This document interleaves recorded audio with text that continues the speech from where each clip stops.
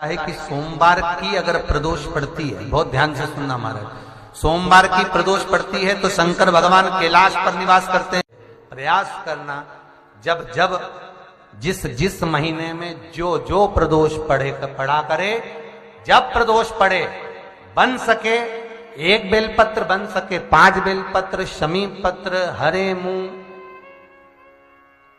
हरा मुंह बेलपत्र, एक कलश के अंदर थोड़ा सा पानी लेकर 1 बेलपत्र, हरा मूंग, शमी पत्र डालकर और उसमें थोड़ा सा गुड़ डालकर भगवान शिव का स्मरण कर कर प्रदोष काल में, मान लो कोई काम आपका बहुत जरूरी है, बहुत दिनों से अब थक गए हैं, नहीं हो रहा, कर्जा बढ़ रहा है, धन नहीं आ रहा, व्यापार नहीं चढ़ रहा, या कोई समस्या बहुत प्रबल है, कोई एग्जाम में बैठ रहे हो नहीं हो रहा, परीक्षा भी दे दी है, रिजल्ट आने ही वाला है, तो भी प्रदोष काल में, प्रदोष के समय वो जल, मूंग, समीपत्र और बेलपत्र और गुड़ का शंकर के शिवलिंग को समर्पित करना प्रारंभ कर दो। 2 या 3 प्रदोष करोगे, बाबा आपकी मनोकामना शीघ्र पूर्ण कर देगा। 2 या 3 करोगे, बाबा करेगा। अच्छा, 1 बेलपत्र, 1 शमी पत्र तुम्हारी उलझन को समाप्त कर दे। मेरी जीजियों, प्रदोष का इंतजार भी मत करा करो कि प्रदोष का दिन आएगा या प्रदोष का दिन आएगा तो हम गला पकड़ रहा है बाबा, प्रदोष का दिन आएगा तो हम भगवान शंकर को प्रदोष के समय में, शाम के समय पर हम बेलपत्र, शमी पत्र, चावल समर्पित करेंगे। आप तो प्रयास करा करो, कभी अगर मौका मिल जाए तो प्रदोष काल में, प्रदोष के समय पर एकांतेश्वर शिवलिंग मिल जाए, कहीं एकांत में कोई शंकर भगवान का शिवलिंग मिल जाए, 1 बेलपत्र लो, उसके ऊपर 1 शमी पत्र रख लो, 1 चावल का दाना रख लो, अपने मन की बात बाबा से कहकर श्री शिवाय नमस्तुभ्यम बोलकर शंकर भगवान की अशोक सुंदरी वाली जगह पर स्पर्श कराकर वही शमी पत्र, वही अक्षत का दाना, वही बेलपत्र शंकर भगवान के शिवलिंग पर उसको समर्पित कर दो। समर्पित करते समय ये जो डंडी का मुख है, ये जहां जलाधारी होती है, पानी बहता है, उस ओर डंडी का मुख होना चाहिए। जिधर पानी बह रहा है उधर से करो।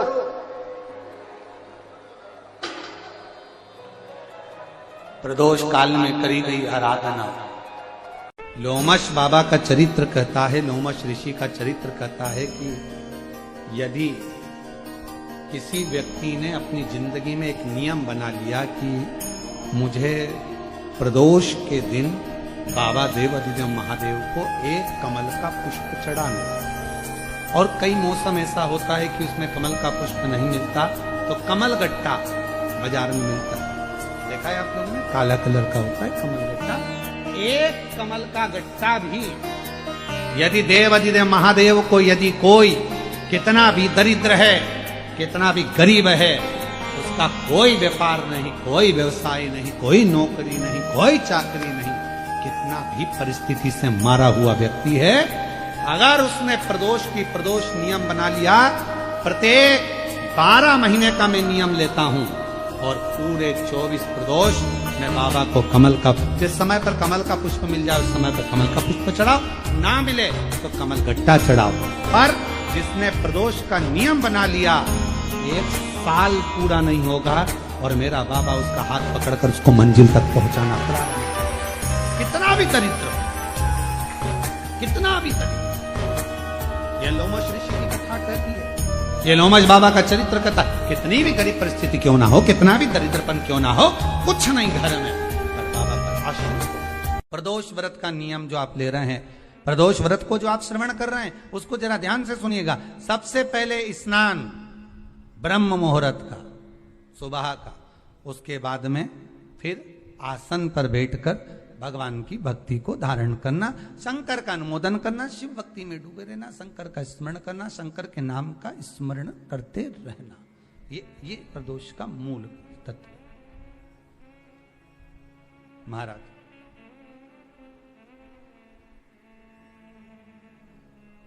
प्रदोष व्रत करने वाले को भोजन नहीं करना चाहिए। ध्यान दीजिएगा। फलाहार करो, उसमें भी नमक का सेवन मत करो। प्रदोष व्रत में नमक का सेवन वर्जित होता है। कारण क्या कारण होता है? उसका एक कारण माना गया, नमक की वर्जितता। जिस समय पर एक नगर में एक ब्राह्मणी रहती थी, बहुत भाव से सुनिएगा, प्रदोष व्रत नमक को त्यागने का भाव। प्रदोष व्रत की किताब में भी मिल जाएगा आपको, आप पढ़ेंगे तो सुना होगा आपने। एक ब्राह्मणी रहती थी एक नगर में, उसका पति नहीं था। छोटा सा बालक एक साथ में रहता, छोटा सा बालक। अब ब्राह्मण के घर की धर्म पत्नी है,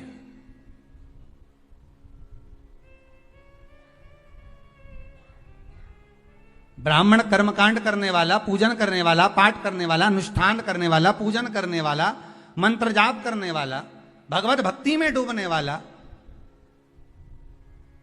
ब्राह्मण तो चले गया, ब्राह्मणी बच्चे के साथ रह रही। क्या करे वो? अकेली निवास कर रही,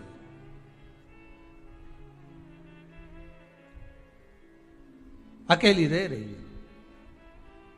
और ब्राह्मणी बच्चे के साथ भ्रमण करती रहती, घूमती।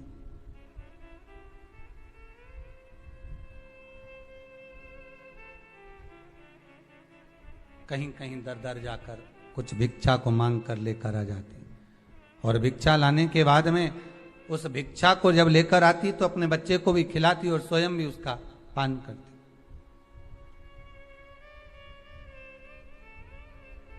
एक दिन ब्राह्मणी भ्रमण करते करते प्रदोष काल के समय पर शिव मंदिर में प्रवेश करी। प्रदोष काल के समय पर, और शंकर मंदिर में जब प्रवेश करा, प्रदोष काल किसको कहते हैं? सूर्य अस्त हो रहा हो, रात्रि प्रवेश कर रही हो, दोनों का जब मिलन हो रहा हो वो प्रदोष काल कहलाता है। दोनों का जब मिलन हो रहा, सूर्यास्त हो रहा हो, रात्रि अपना चरण बढ़ाने के लिए आगे बढ़ रही हो, और दोनों का जब मिलन हो रहा है, वो प्रदोष काल है, वो प्रदोष का समय है।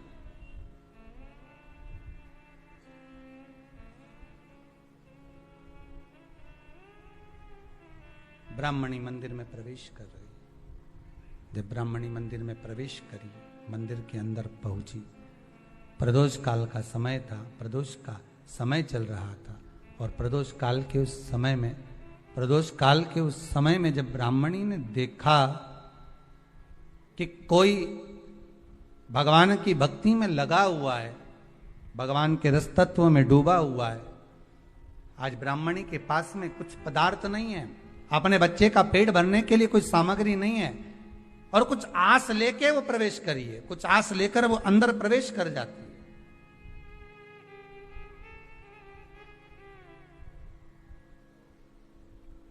कोई ऋषि की पत्नी, कोई ब्राह्मण जन की अर्धांगिनी उस प्रदोष के समय पर शंकर का अभिषेक पूजन कर रही थी, भगवान शिव की आराधना कर रही थी, भगवान की भक्ति में डूबी हुई थी। बोला सब दुख का।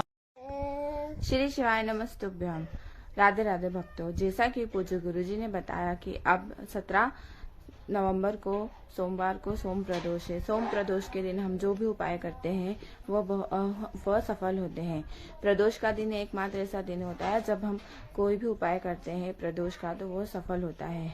जैसा कि पूज्य गुरुजी ने बताया कि मनोकामना पूर्ति के लिए आप एक बेलपत्र, थोड़े से खड़े मूंग, एक गुड़ की डली और शमी पत्र वाला उपाय कर सकते हैं। आप एक जल लीजिए, एक लोटे में जल लीजिए, उसमें बेलपत्र, खड़े मूंग और शमी पत्र और एक छोटी सी गुड़ की डली डालें और वह शिव जी पर चढ़ाएं। यह उपाय आपकी जो भी मनोकामना है उसे पूर्ण करेगा।